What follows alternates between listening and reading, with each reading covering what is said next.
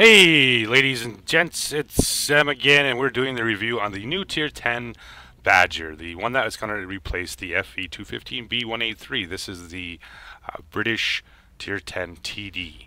So, what do we have here? Well, we have another paper tank. This was a tank designed on the Conquer gun carrier, or Conquer hull and running gear and all that kind of stuff. So yeah, it didn't exist other than on as a paper project. Probably more historical than FE215B. I don't think that was actually kind of more or less a made-up wargaming product. This one actually just did actually exist on, at least on paper. So what is this thing all about? Well, it's actually a better tortoise. To a certain degree. It has a ridiculous reload and average damage per minute is over 4,000, and I don't really have a great crew on my FE215B. I didn't play it a whole bunch, but even with just a average ×2 crew, we're talking, I'm not even talking about the BIA yet actually on that thing. I just switched over, did a few games in it. So yeah, 4,000 damage a minute. Wow, wow. Armor on this thing is actually, as you know, I was expecting. We talked about how impenetrable this thing is. To a certain degree, it is very good. It still has problems. Say like the upper plate's still 258, lower plate's 238, and even the cheeks up here. If you're looking straight on, is still penetrable mostly by premium rounds, and that's all you're going to see a lot of times spammed at this thing is premium rounds. Every game I've been in, that's all it gets spammed at is premium rounds and HE shells. Yeah, so fuck you guys in your IS-7s firing HE rounds at me and breaking all my shit, but doing 150 damage because that's legit. Oh man, I was like the second game. I was just like, wow. So, looking at it from the front, of course, lower plate, upper plate. These two are probably the weakest point, at least on the front of this tank. If you're going to be shooting just regular rounds, definitely the lower plate you should be fine. Upper plate probably needs a little bit of help to get through, especially if you're a tall tank. You should have no real problem getting to the top. If you're at least close. From range, this thing is not easy to pin, especially if you get on a little bit of a backwards of a slope, and then you're going to be shooting up, of course, at that, and then it becomes pretty much impenetrable. In game, we have 480 average damage per shot, 272 average pen, which isn't actually that great for a premium or for a tier 10 TD. When you think about it, the Ag Tiger 704 to T30 all have 276 at tier 9. 8.37 rate of fire, 7.17 reload time, 17 gun traverse speed, 10 degrees of gun depression. And that's what I was talking about, using the ridges, getting up, just creeping over and using that 10 degrees of gun depression really makes this tank hard to pen from the front. 15 gun traverse limits, so it's not quite as good as the Tort, but it's pretty damn close. Like I said, this is definitely more of an upgraded Tortoise than anything. This is 1.59 second aiming time, wow, 0.28 dispersion, and 4,000 average damage per minute. And you notice, like I said, my crew is not even relatively close. I haven't even put a BIA crew on it. Actually, the more I look at it, I don't even know what the fuck I was doing with that thing, the crew. But anyway, 2,100 hit points, 355 average frontal armor, 101 on the sides and 38 in the rear. Yeah, and if you're playing this thing, this fucking artillery loves this thing. These big flat tops up here, yeah, armor or the HE shells have a tendency to cause a fair amount of damage. Of course, if they hit you up here, it pretty much just bounces, or not bounces, it explodes and really does not much damage other than getting stunned.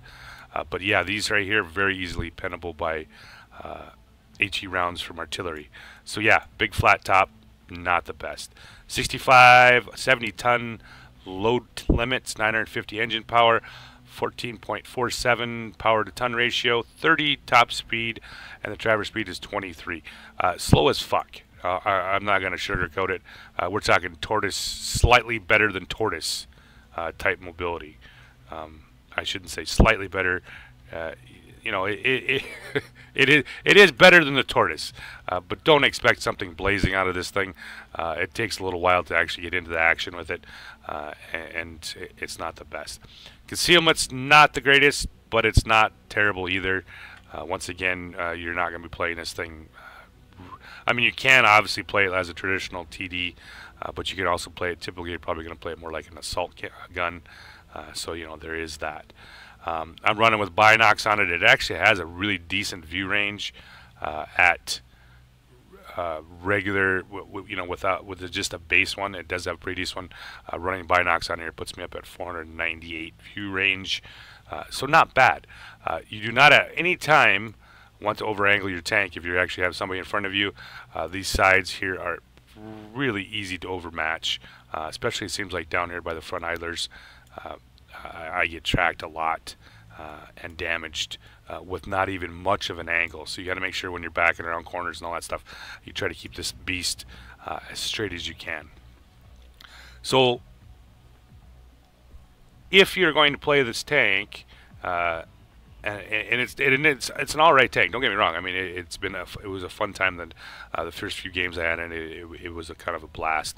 At least till everybody figured out. I mean, the very first game I got into it was 9 Badgers, 9-on-9 Badgers. Yeah, that was highly entertaining. Very, very entertaining. But yeah, that's what you get, I guess.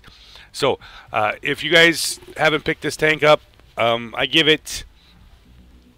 You know, it is a thumbs up. I mean, there is, in my opinion, better tier 10 TDs than this thing, but at least for the British line, it is a little bit better, in my opinion, than say the FE215B, especially with that reload, because this thing will just eat FE215Bs. Even a Hesh round, though, can't go through the front of you, so they're going to do, you know, 600-700 damage, but you're going to, with that reload, just eat through 215s. So yeah, that's the tank. I got one game for you guys. Yeah, it was, I believe, a high caliber metal, top gun, and a steel wall, I think, is what I got end up out of the deal, with just a little bit over 6K damage. So not a bad game, and I'll be bringing that up right now for the rest of the review.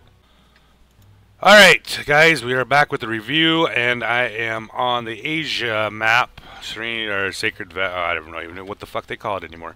But anyway, I'm playing with my clanmate here with Goat, and we are running Twin Badgers. We got a nice little setup here with a top tier match. And you know, this thing does, you know, fairly well at tier 10. But you know, like with the number of with the higher pen guns and stuff, it doesn't always work the best if you're trying to play the assault role. You know, Jagdpanzer E100s, if I can love this thing. But if you're a top tier and you get matches like this, you can just be an absolute brutal, pushing, slam it in your face kind of gameplay. And you can see, like I said, of the gun arc on this thing is very good. I mean, it's not quite tortoise, but it's pretty damn close. So we're going to push over here to the heavy line. We have a T-34 in support, at least one. And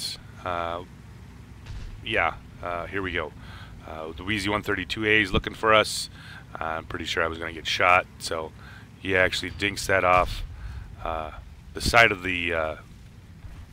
I think he actually hit the front of the tank a little bit, but he did miss. He did miss, or he did hit and bounced. So we pull up here, and about that time was noticed that we don't really have the support, so we're just gonna hang out right here. And like I said, with the 10 degrees of gun depression on this thing, hills are your friend. You know, you can make a nice little rise with a hill work really well. So we have a 34 Badger coming up here. We have the Mutzes up here. And that's about the time we know the T-34 actually does. The two T-34s actually do push up. So now we're in a little better position here, you know, not to get flanked and screwed and all that kind of stuff. So the other T-34, he goes somewhat YOLO. We have a Badger show up. He puts a shell into my front. He bounces. My angled front. If he probably would have hit my side, it'd been better. BZ shoots at me. I get my first shell to the face by the Badger and break my gun. So here we are. Put another shell into him. Leaves Goat for him a chance to finish him off. And now I think the Mutt's kind of realized he was fucked, and he takes off. So I'm pushing the T-34 while Goat is going to move up on the Mutts. Now the T-34 really does not have a whole lot of chance to pen me unless he actually aims for the lower plate, unless of course he switches to premium rounds, and that's a little different story. And you can, like I said, watch this incredible rate of fire on this tank. It is really that good. And of course, I didn't want to shoot my own T-34, so I thought maybe I could squeeze that in there, and 34, he's still fucking no clue what's going on. We finish off him. So I got Badger Canada. We met this guy earlier in a game. He had penned the shit out of our Badgers. He had fired nothing but APCR against us, and he's still firing nothing but APCR with us. So we're just going to return the fucking favor here. Get a nice shell.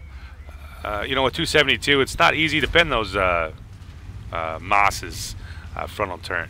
So both me and Goat move up, and we got a little bit of a payback coming here. He annoying little prick. Get his lower plate, pump a shell in there, and like I said, of course, this is not, like I said, completely armor proof, and you notice he put a shell into Goat with his APCR round. I had no trouble penning him. So wait for him to try to go after the 34. Now he's switched targets. He's not even interested anymore. He's going to go after some low health shit here. Put the last shell into him. Puts me up at 4,500 damage already, and 3,380 blocked. That's about the time we see this mass of mediums here just wrecking our center. So we move around the corner here, get a nice shot in on the 46 Patton. You know, with that quick aim time and reload and very good accuracy, this really works well with snapshots. So we push up here. Got the Batchat 25 ton. He was gonna play. Yeah, he was gonna come after me. Quick reload. Get something in on the T-54 Mod 1. Yeah, I can't really complain about the tank. I mean, you know, for what it is, it does its job. And if the lower tier stuff you're gonna run into, you're just gonna bully them. You know, you're gonna work through them pretty quickly. The other T-34s decide that they're going to push the Strev, and they're going to die for it, of course. So we push on over here. We got people at cap. We got a Scorpion G coming back and a Wheezy 120, but we can't exactly let this go without at least attempting to get back here and help. So I did just get a little bit of a sliver on the IS-3, and I said, you know what, I'm going to try it. So they get the reset on the cap, and I got the Louver right in front of me here.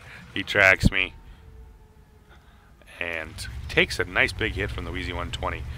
So the IS-3, he's actually, I couldn't believe it long as he lasted. He was actually out in the open a little bit, and he was getting pummeled, and he blocked a whole bunch of shots. Surprise, surprise.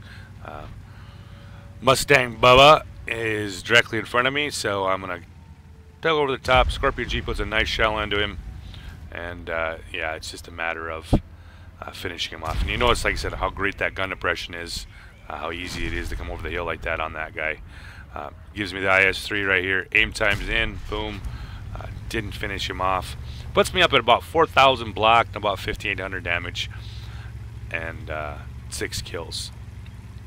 So we got the Strev 103B. He's going to be an interesting. It was kind of interesting to see how this 123 millimeter would do against those Swedish tanks, but unfortunately we're not going to actually end up running into him. You can notice, like I said, by the mobility of the tank is not the absolute best, so don't expect anything slightly better than the Tortoise. That's all I can say. You know, it does what it's supposed to do. but it's not going to win any races, and it's something that if you're going to, for example, have to defend a cap, you better turn around as soon as you see shit heading towards your cap, because this thing takes a while to get there. It has a little bit of trouble with hills, you know, that kind of stuff. The terrain resistance isn't bad on it. I mean, it's moving around relatively good, getting close to its 30 mile an hour, 30 kilometer an hour top speed. But still, that's staying on relatively hard roads. I think if you got off road with this thing, it would not do well. I'll have to try the valley push on Lakeville and see exactly how bad it is. So I'm up to 6, Goat's up to 2, and we actually end up with the game with right around 10,000 damage between the two of us. So yeah, it was a good game for us. So we push up, relatively short. I mean, this game really went to shit quickly, and their mediums and lights really did a nice job of working everything over. So find the M5355, put a nice shell onto him, puts me up at 6,228 damage and 4,000 blocked. So I move on over into the cap, because there's absolutely no way I'm going to drive all the way across the map just to kill that one tank. So all in all, if you haven't played the turret, then you're not probably going to be very interested in this tank. Because if you do have played the turret and you like the turret, you're probably going to like this tank. It plays very similar to it, just a quicker version, better gun, and better, of course, better armor than the turret. So that's about the closest tank I can really compare it to in game, would be the Tier 9 Tortoise. So yeah, I would definitely, if you got the time and the effort, I would definitely grind this tank out and pick it up, because it is a fun tank if you get some decent maps, and of course, just like anything else, you know, how you're playing the tank and how it's working for you guys. So hope you guys enjoyed the review, and we'll be putting up some reviews a little bit later. Thanks, guys.